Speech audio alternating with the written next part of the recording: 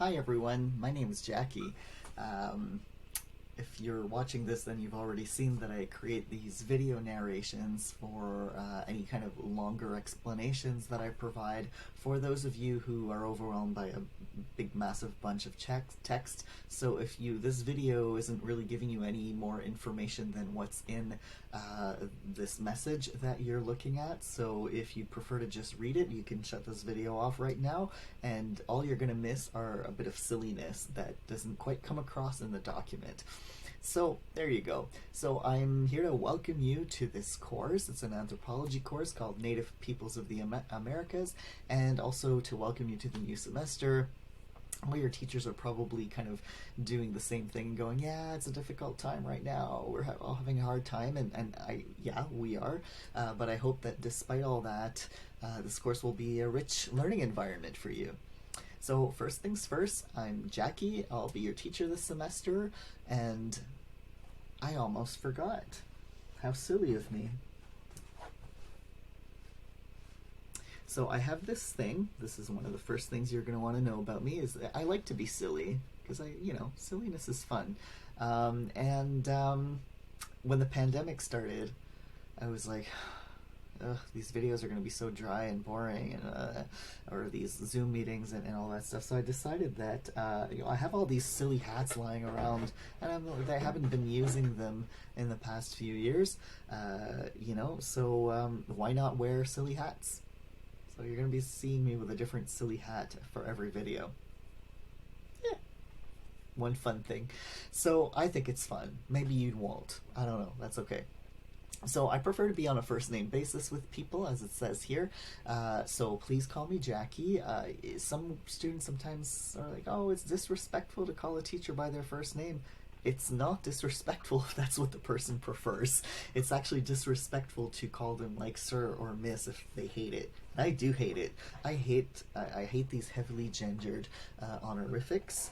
I'm not a heavily gendered person, so I really, sir and miss both rub me the wrong way, and also I find that kind of thing snooty. And I've been involved in Indigenous education for quite some time, and I take a different philosophy to teaching than what you might be used to. So, other than that, my pronouns are he or they. Use whichever one feels right to you. If you're talking to a friend or a family member and you're like, yeah, this new teacher of mine, Jackie, he's really weird. Or, if you want, you can say, they're really weird. Either one, whichever one feels right for you. Because it's a course, on Indigenous peoples, I find it important to kind of clarify who I am with respect to that, and these are the kinds of things we're going to talk about. My heritage is mostly that of white Western European settlers, so in particular, the French, Irish, Scottish. I do have some Innu, which is First Nations, but I didn't grow up in that culture. I grew up in white culture, and I have the life experience of a white, non-Indigenous person, so I don't appropriate an identity that's not mine. I honor my Indigenous ancestors at the same level as all my ancestors, but I don't do that appropriation thing where I call myself like part native and all that. So I'm not the best person to teach this course, because in my view, and in the view of a lot of Indigenous people, the best people to teach this material are Indigenous people. But we have a problem in our institutions where there aren't enough Indigenous teachers, because we're in a racist system. So our educational system is actually quite racist. So, and you might have noticed this, a lot of students are, racialized people, and don't always see yourself represented among the faculty, the people that are teaching you. So that's a big problem that we're working on redressing. In the meantime, because that's going to take more years of pushing and pushing and pushing. And while that happens, though, I feel that students, especially non-Indigenous students, really need to be exposed to a lot more knowledge than they've been getting. So while we continue to work on having an educational system that is less racist and colonial, and get more Indigenous people and other, Black people, people of color among our faculty, which will help everybody. In the meantime, I'm kind of filling a gap in any way that I can. So I'll acknowledge right off the bat a couple of things, and some of you might be going like, wait, what kind of course is this? Don't worry. Okay, I just like to make things clear from the get-go. Those of you who aren't very politicized might kind of be like, what's all this about? If you are a person who's a bit more politicized, maybe some of this will resonate with you. And we'll get into some more stuff after this. But I do want to acknowledge right off the bat, and I talk about this in the course outline for those of you who've checked it out, that there are problems with the name and the official course outline for this course. So in case you don't know this, all the course outlines that your teachers give you, there's a big chunk of what's in there that is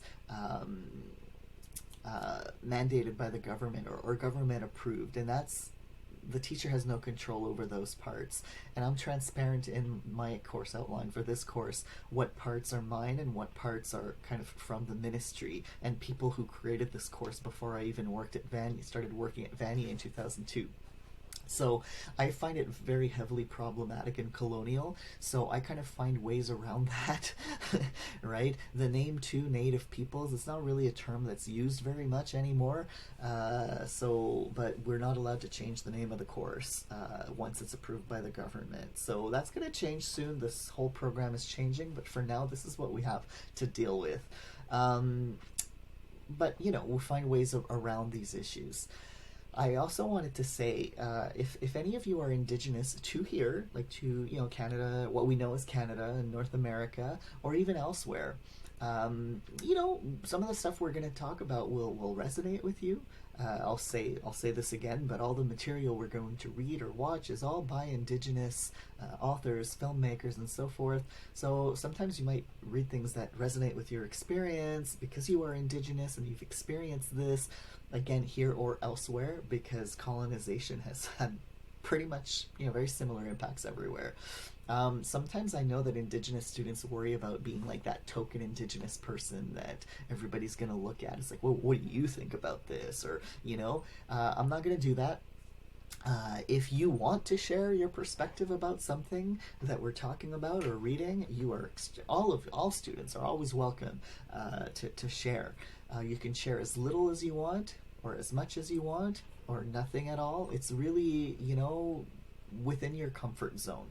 And if you do want to share, and if you're worried because you're like, oh, well, we're reading this Indigenous author and I don't agree with them, and then this is going to be badly seen, that's okay, because one of the messages is that not all Indigenous people agree with each other, so this is fine, right? So there's room for growth there.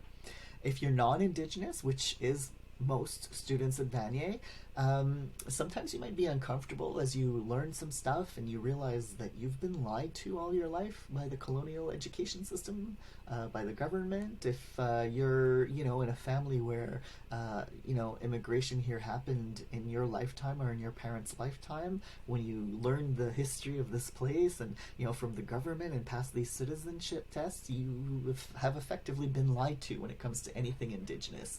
So, that might be upsetting, but that means there's room for learning and growth, and that's always a good thing. So I hope that will actually motivate you to, I'll fix this typo later, to engage with Indigenous knowledges in a deeper way. And you'll notice that that's not a typo, okay? Because we'll learn there's a lot of different ways of knowing in the Indigenous world. So in terms of practical stuff, and all that stuff is stuff we're going to talk about again, but I wanted it to be clear from the start where I stand on these things. A few things that you need to know at a practical level.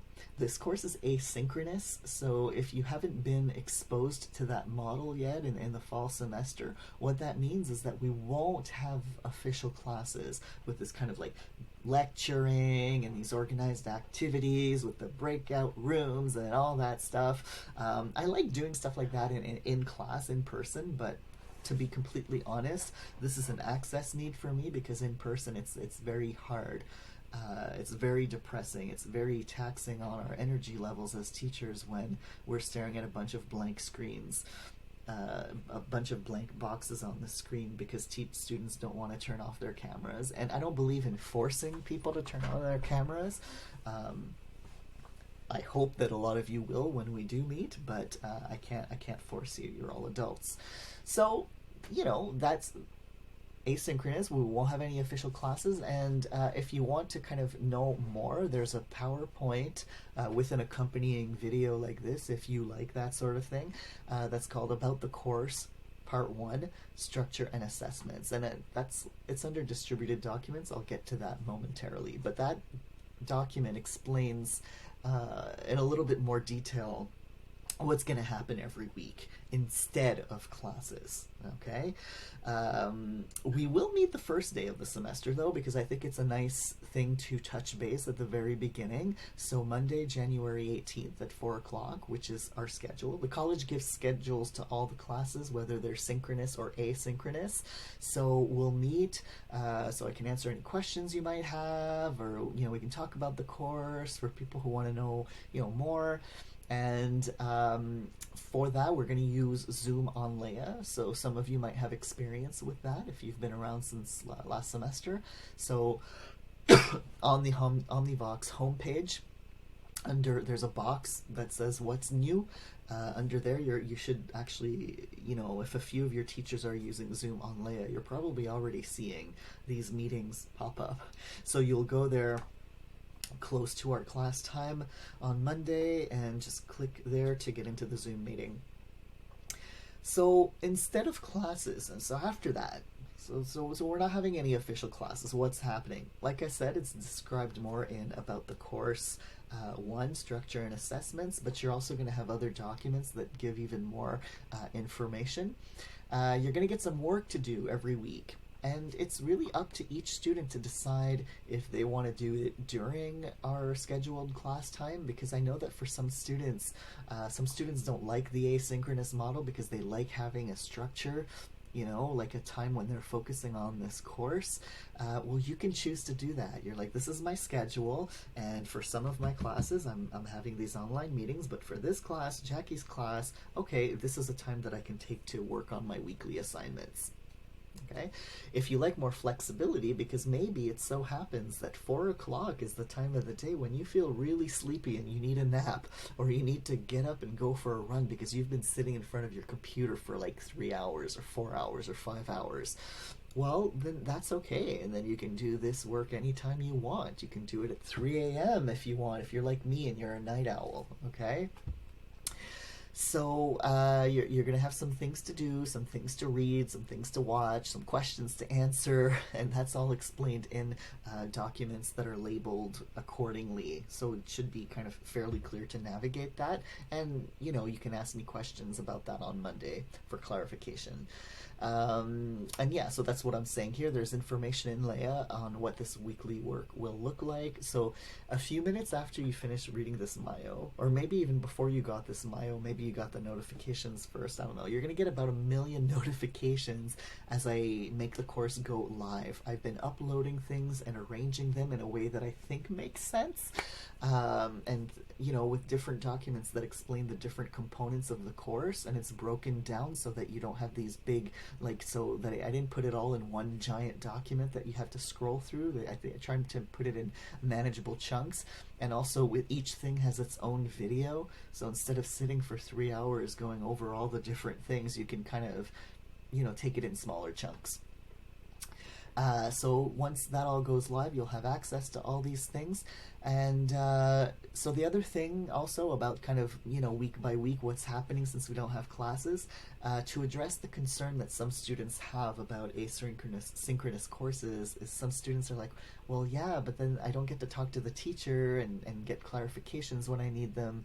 Well, you'll have opportunities to talk with me, because first of all, as I explain in some of these documents that you're going to look at, sorry, notably the About the Course 1, Structure and Assignments, you'll learn there that during our Wednesday time slot, I actually will be on Zoom, but it's not going to be an official class. It's going to be an informal discussion. So whoever wants to come and talk about what they're learning that week in an informal, stress-free context, really casual, friendly, supportive atmosphere, you can do that.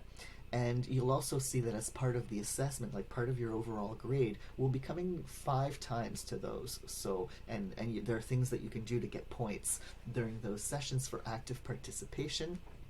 Again, no big stress, no oral presentations, just coming and being an active participant, either through the chat or verbally as you wish. And so you'll get details on that. So you'll come to at least 5 of them. But if you really enjoy coming, you can come to all of them. You know, you're more than welcome. I didn't put it in the document, but there's one other exception to the no classes thing. Is like 2 or 3 times this semester we're going to have guest speakers. I've already booked one for the last week of February on the Monday, so I'll always announce that well in advance so that you know to be available for that, because those are they're always going to be Indigenous people who are going to come and talk to us about a specific topic. Okay, so last little bit here. I know it's overwhelming. Like I said, you're going to get a bunch of notifications because, you know, Jackie, your teacher just uploaded this and that and this other thing. And it's there's a lot there. I know it's overwhelming. I've tried to keep things organized in a way that makes sense. So here's an overview of what that looks like, is that in Leia, in the module for a course called Distributed Documents, all the explanatory documents are there.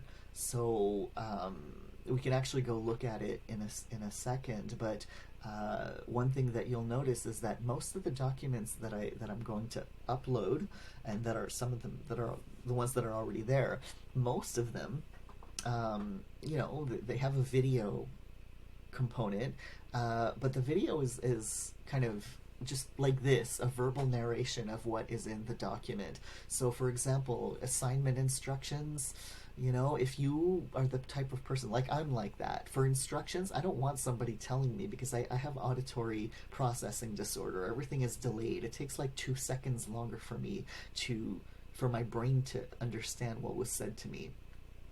Okay, so I prefer to just read, because that's like instantaneous interpretation for me. But everybody's different. Some people do prefer having a verbal explanation. So whatever works for you for those kinds of things. But for the weekly PowerPoints though, so one of the things you're going to see when you're looking at that, the structure of the course, is that among the weekly activities is that I'm going to upload a PowerPoint with some notes that help highlight some of the main things for that week's activities. And that will have a video as well. For that, I do recommend looking at the video, because it's kind of like, you know, when you go to class, like, or if you miss a class, right? If you miss a class and after class you get the PowerPoint, or you get another student's notes, it's just like an outline of points, right? You're missing a lot of the meat. And so it's kind of like that. The PowerPoints are going to be there with an outline of things, but verbally there's always more information, because I clarify things, I elaborate on things, sometimes I throw in little anecdotes. So the videos are helpful for those weekly notes, okay? Even if you're more of a textual person.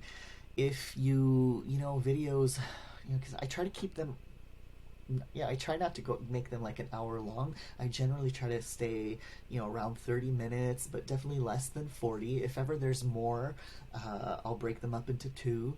So, but if you find this kind of long to sit through, you can, YouTube has functions where you can speed things up a little bit, so you can speed it up just a little bit so that it goes just a little faster. Not so fast that I sound like a chipmunk and you can't understand me, but just a little bit faster. And on the reverse, if you're like me and you have that processing thing, and you're like, you can even slow it down a little bit. The other thing about these YouTube videos is that if you like to have subtitles, you can click on CC at the bottom of the video, so not at the very bottom of the screen, but just kind of inside the video. If you're looking at this just a few minutes after I send it, that CC might not appear yet, because when we upload to YouTube, it can take, depending on how long the video is, it can take 10, 15, 30 minutes for YouTube to process the captions. So if you're looking at this now and you just, 10 minutes after I sent you this Mayo, then it might not appear yet. But for the other things, generally by the time I upload the documents, the caption should be there. So that's good for anybody who needs captions. I like having captions, again, because of the audio processing thing. So if I see it, I understand it faster than if I'm just listening. Keep in mind, though, that it's YouTube, and the captioning is not always accurate. So YouTube might make me swear or say weird things sometimes. And you know, I do those things verbally, but what's on the YouTube in the captions might not match what's actually coming out of my mouth, and they'll both be weird, but just in different ways, which I guess can make things interesting, right? At least I think so. Uh, so, so like I said, you're gonna get like a million notifications. You don't have to look at everything right away because there's a lot there right now. If you do, because you're like me and you like to, you want to have all the information as soon as it comes out, go ahead, knock yourself out. It's all there for you. But I'm gonna point out a few things that I think you should all look for, that I would recommend you look at before Monday's class, and they're listed here. So you have about the course 1, structure and assessments. I already mentioned that one. That will help you understand how the course is going to run. About the course 2 is about content, so what are the actual topics we're going to talk about, so that can help you kind of go, okay, yeah, this is what the course is about. About the course 3 is about the books, so that's really important because you're going to want to get those books as soon as you can. The first week stuff is online because I know most people won't have the books yet. It takes a while sometimes, so but definitely as soon as you can. Like if you can get them tonight or tomorrow, please do that. It'll take it. They're physical copies, so they need time to ship them to you. You can look around for electronic versions if you like. I don't have a problem with that. Student resources is a link that's in there under distributed documents, and I'm going to show you on my screen very shortly. And accessibility, these are kind of resources that I think that could be useful. And there's a student questionnaire up there as well that I would appreciate you filling out before Monday if you haven't already. So let's go have a look. So we're here. Oh, this is a different course. I'll switch it back. There we go. Native Peoples. So I'm under Native Peoples, and where I went is, and you probably already know how to get to your documents, but you know, we're here under Native Peoples and distributed documents, videos, list of documents. All right, so that's where we are now. So just a quick tip, by the way. I've been using Leia for years, and I only figured this out like maybe a year or two ago. If you prefer it to look clean and not have like all this stuff on the screen at once, you can collapse all of these, right? You can collapse these sections and then open them up to look at what's in there and then recollapse. So that's, you know. So up here is, you know, if you want information on how to contact me, I'll go in there. But the things that I recommended that you look at, so you have them here, they're marked unavailable now, but I'm gonna mark them as available as soon as I send this message, so they'll start popping up. So about the course 1, okay. The link to the accompanying video is here in the blurb, but it's also on the first slide in the PowerPoint. So if you want to download the PowerPoint, click here and download it, and you can go through it on your own or at the same time as the video. Or for now, if you just want to watch the video, you can do that. Whatever order you want, you know. So there you go. About the course 2, same thing. Videos there. PowerPoint is here. About the course books, there's a PDF document here with information about the books. And a lot of this is from the course outline, by the way, but instead of making one long video about the outline, I broke everything up like this to make it more manageable. And you have other things here you can look at if you like, some stuff about me and my teaching philosophy, the semester plan, like a visual overview. Here's a student questionnaire that I would really appreciate people filling out. It should actually be at the bottom here, but I'll fix that. Here you have information about the optional Zoom discussions and how they're going to work and how you can get points by coming to some of them. Weekly activities, what they're going to look like. And under here, under important information, this is more general information, not specific to the course, but it's still important. Here, if you click here, it'll take you to a list of resources that I put together for students. So if you have, you know, different needs, so student services, academic advising, these are people that can help you with different things that are written there. There's access for student with disabilities. There's the Indigenous Student Center, where you can get services specifically for Indigenous students. For students who are queer or trans or intersex, you know, there's resources for you on campus, a whole bunch of stuff around health here, financial aid. We have a student advocate. Sometimes students don't know that they have rights, but you do. So there you go. There's also academic stuff here, writing tips, all kinds of stuff that you can look at. And yeah, here, this PowerPoint here with the accompanying video that you'll find a link to on the first slide is my accessibility statement and some information for access concerning disabilities, financial access, discrimination issues, things like that. So yeah, and that's pretty much it. The activities for the first week are going to go live tonight as well. So if you're keen on getting started, because you're like, I want to start my homework right away, you can actually, because for the first week the material is all online. You don't need the books right away. I mean, get them soon, but you don't need them for the first week. So that's it for now. If you have any questions, please don't be shy to drop me a line on Mayo. I will see you soon. See you Monday.